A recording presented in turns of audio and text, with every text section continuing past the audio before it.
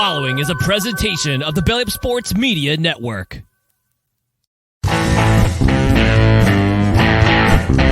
14:20 in the morning, 14 minutes and 20 seconds worth of sports talk to get you through your daily commute. Hot takes, recaps, best bets, and a little humor to get your day going in the right direction. Sit back, grab your coffee, and let's get into it.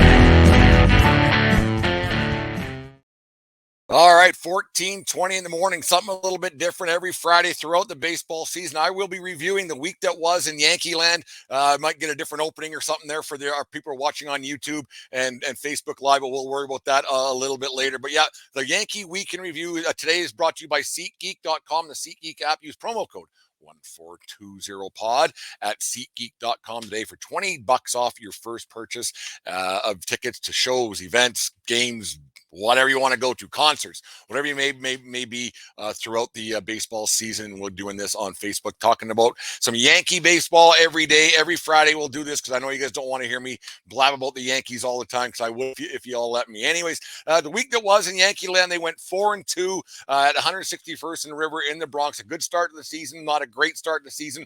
There are a few question marks that came out of the opening weekend that we'll get to in a second, but a 4-2 record nonetheless is better than being 2-4. We talk about that. Winning games often and early is very important because they can get late early, as the great Yogi Berra once said.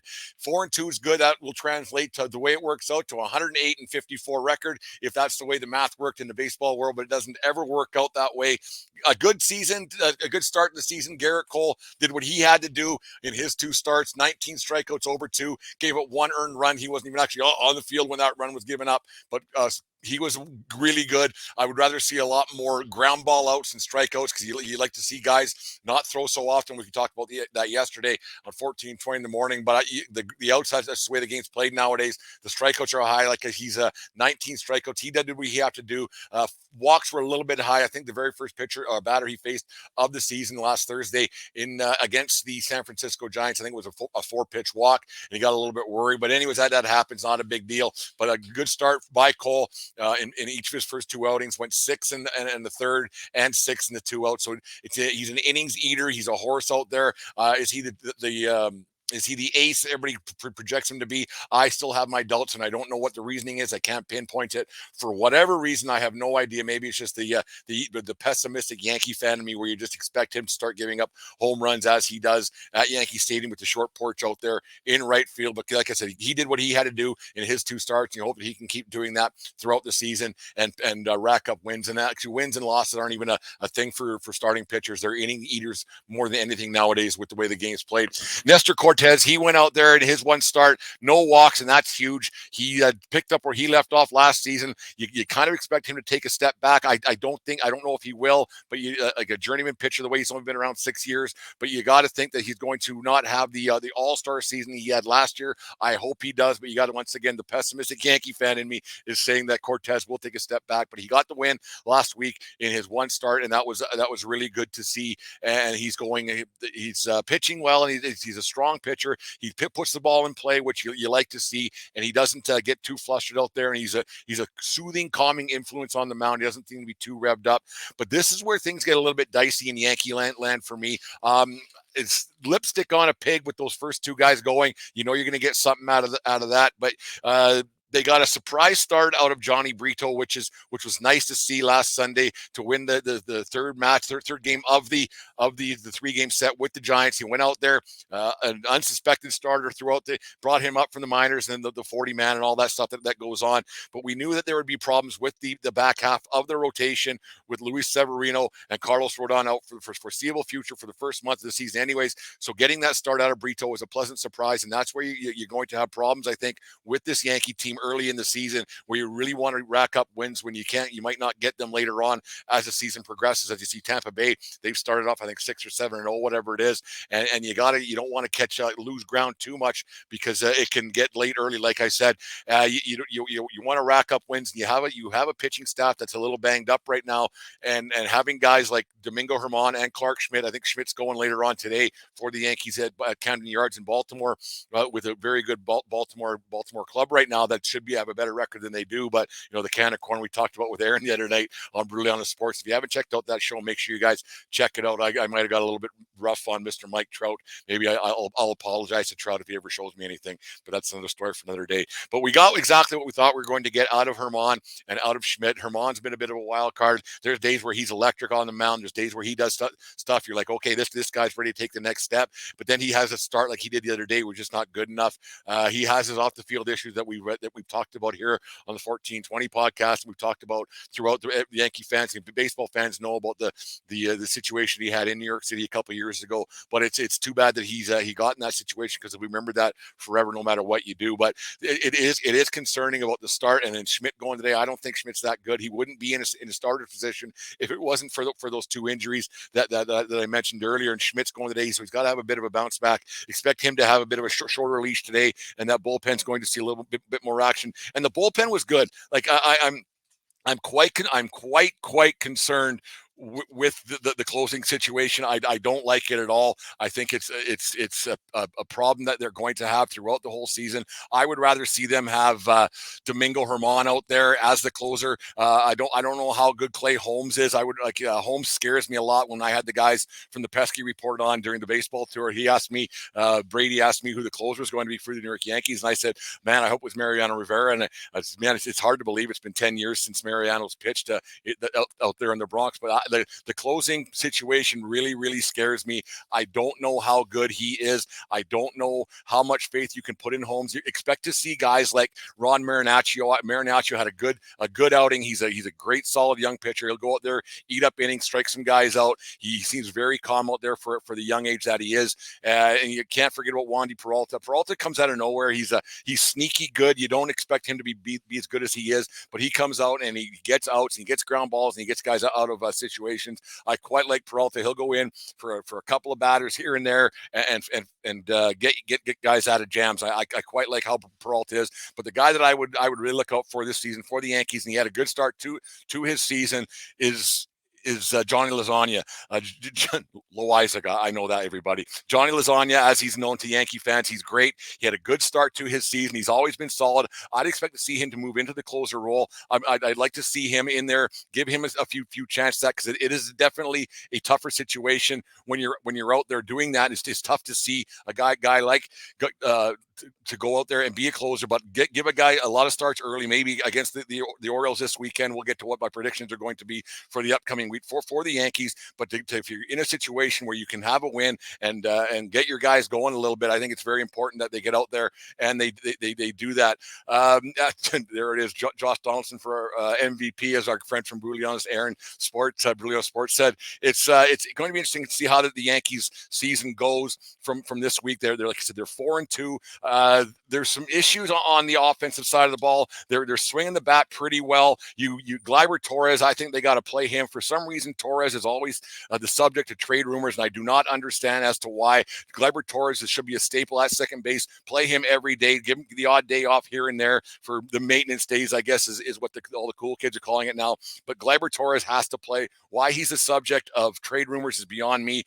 I know that they're under team control for a certain time, and he's going to be free agent and everything else. Going to want to raise, but you also have a situation right now with Gleyber Torres where he is playing really well, and you have a situation with the New York Yankees that you paid Aaron Judge a lot of money. You have paid Garrett Cole a lot of money. Stanton is getting a lot of money. Yes, Josh Donaldson is this year, and thank God he's hurt. I shouldn't say that about anybody's health and well-being, but it's true. The thing I like about Gleyber Torres, he's out there playing hard for him, for the team, and he's stolen 5 bases as well, so that helps. So why the Yankees are talking about trading a guy like Torres doesn't make sense when your championship window is right now. Having the best team possible is the most important thing you could do when you're paying those guys that much money. You're not just paying guys to fill the stadium. You're paying the guys to win. And trading off an asset like Gleyber Torres makes zero sense to me that you would do that in a win now, championship win now season. This isn't the fucking Texas Rangers or whoever, or the Chicago Cubs. This isn't the Milwaukee Brewers. You're in win now mode. So with the Yankees, keep Torres. Do not trade him just to get fucking prospects in there. I'm not a prospect hugger at all. I never have been. I never will be. You look at Anthony Volpe, who's off to a very rough start, a little hitting 167 or 176 below the Mendoza line, whatever it is. Like you got to think that having too many prospects in a lineup where you're paying these guys good money to win in a win now mode. Keep Torres in the lineup. You got to get him going. You got to keep him going. He has a couple of home runs, I think 6 RBIs, but those 5 stolen bases with the new rules, he's taken advantage of that. I suspect that will slow down a little bit. You can't expect Gleyber Torres, after he's got 5 stolen bases in the 6 games, you can't expect him to have 150 stolen bases. That's only Ricky Henderson that land. But I would keep Torres. There's no doubt about that. Keep him in the lineup. Keep him going. And just keep it going until he doesn't have anywhere else to go. The problem you got is on the left side of the infield, where the president of the Josh Donaldson fan club, Josh Donaldson, now has a hamstring injury. You don't know how long those can last. I mean, he had problems with that wheel last year, but his bat has already been bad this year, and everything else. He's been good defensively, but you know what? I don't care. You need to score runs. The Yankees are very top heavy, and it's a bit of a lipstick on a pig situation where they have nothing going on in left field. Cabrera, he's okay. He does his job a little bit, but Aaron Judge, I think he's kind of he's got the 2 home runs, but he also has 10 strikeouts, and that scares me to have that many strikeouts this early in this feast or famine situation that you get in. He's not going to see the pitches he saw last year, and to be at 10 strikeouts already. I should actually mention that Aaron Judge, his first at bat this season after his new contract, first swing, I think it's actually his first swing, he went to deep center field with a home run. So that was good to see. But if I hear one more time about the captain of the New York Yankees, I'm going to puke. Captains aren't for baseball. It's stupid. It's actually the stupidest thing. And I know I've been on a rant about that before, but I'm so sick of hearing this captain of the New York Yankees. It's ridiculous, but we'll focus on the positive. The Yankees are 4-2. Donaldson's out. Oswaldo Cabrera's been okay. What are they going to do at third base with Donaldson? Donaldson out. I think you'll see DJ LeMahieu get more at bats and play over there. I hope they don't decide to put IKF out over there, because he still can't hit. I don't think he has a hit yet this season in the 4. I think he's appeared in 3 or 4 games. He's been terrible. So the left side of the infield, which we had the Yankee fans, I shouldn't say we, I don't get paid by the Yankees, or am I on their payroll, or do I play? But the left side of the infield for the Yankees has been a question mark throughout the offseason, and it's glaring its ugly head right now. You don't know what they're going to do over there. I would put DJ over there. He seems to have his foot injuries from last season on the mend right now. I know it's early, but you know what? Every game matters no matter what. And having DJ as a calming influence over there, playing solid defense. He's hitting the ball. He got a home run on Wednesday versus Philadelphia, putting bat to ball. He could have had 2 or 3 if on a warmer night in the Bronx. Those were probably going to leave. But on the cold nights in the Bronx, you got to think that he's going to have a way better season. There it is, Aaron. He's probably going to be tuning into the Orioles-Yankees game, as I am later on today. He's scared of Gleyber Torres killing the Orioles, as per usual. As you guys can see on the screen here, who's watching on YouTube Live, the one season he had 20 bombs against them. I think it was actually more like 25, Aaron. It was one of those situations where Torres did kill the Orioles single-handedly. He had a great season. I expect a lot to happen. The catching position, Trevino's been okay, but it's a very top-heavy, and there's been a lot of lipstick on this pig of the season that's been the New York Yankees so far. But a 4-2 record, you take them. You can only play the games that or win the games that you play, and everything else goes okay. And you look back a little bit, you don't care how you got your wins, you just care that you got some wins, right? They don't ask how, they ask how many when it all comes down to it. Expect Judge to play a little bit better, to hit a little bit better. He can't strike out as much as he can. And you have a situation also, what are they going to do with Aaron Hicks? Do you keep him in the lineup? He can't hit his ass. He can't do anything out there, and he's kind of complaining about the boo birds, and he wants playing time but he hasn't had a chance to get at bats, because when he does get at bats, he strikes out. Do you give him at bats so you can showcase him for trade bait? Who knows what you can do with a guy like Aaron Hicks? Hicks has never played up to his contract his entire time he's been there. He's had one good game in his Yankee history, to my recollection. I was there. It was in July of 2018, where he hit 3 bombs against the Boston Red Sox on July 1st, 2018. It was quite the day in the Bronx. It was a Sunday night baseball game against the Red Sox. So it was a great game to be at. But since then, Hicks hasn't done a thing before that, and hasn't done a thing after that. And at $10 million a year, it's a tough look for the New York Yankees. Anyways, the Yankees this week, they have 3 games 3 starting today with Baltimore. I expect the Yankees to win two of those 3, and much improved. A very good Baltimore team that can do some damage,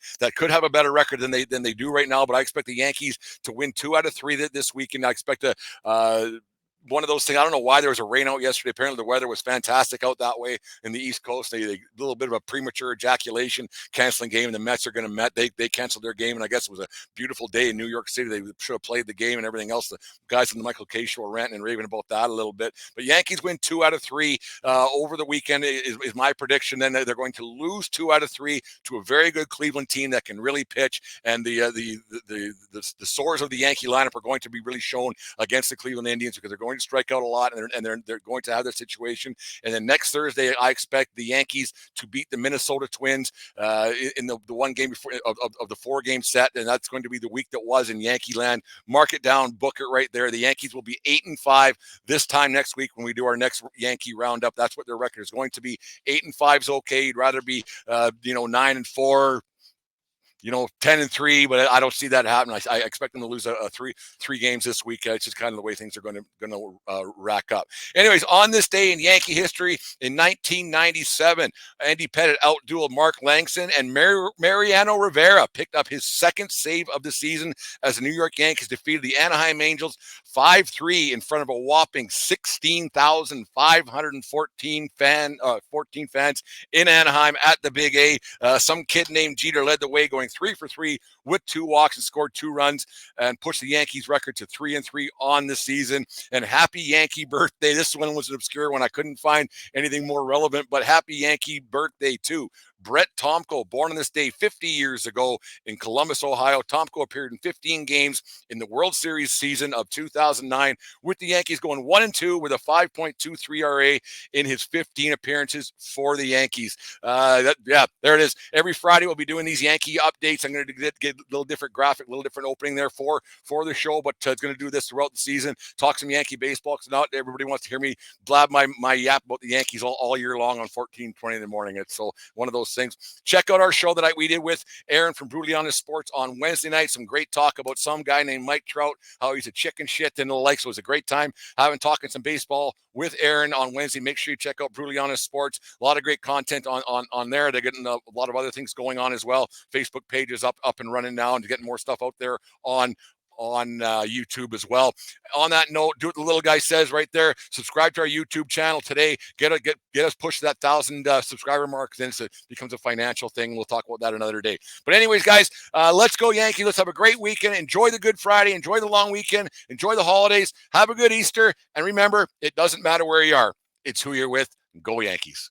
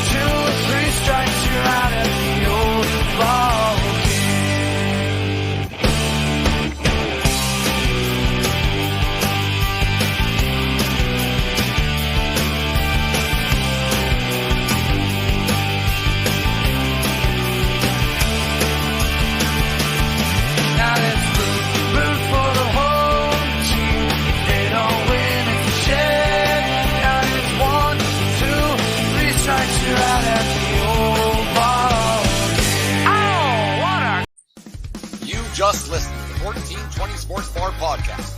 4 beer with the sports, talking a whole lot more. We are part of the Belly Up Media Network. Let's get into it.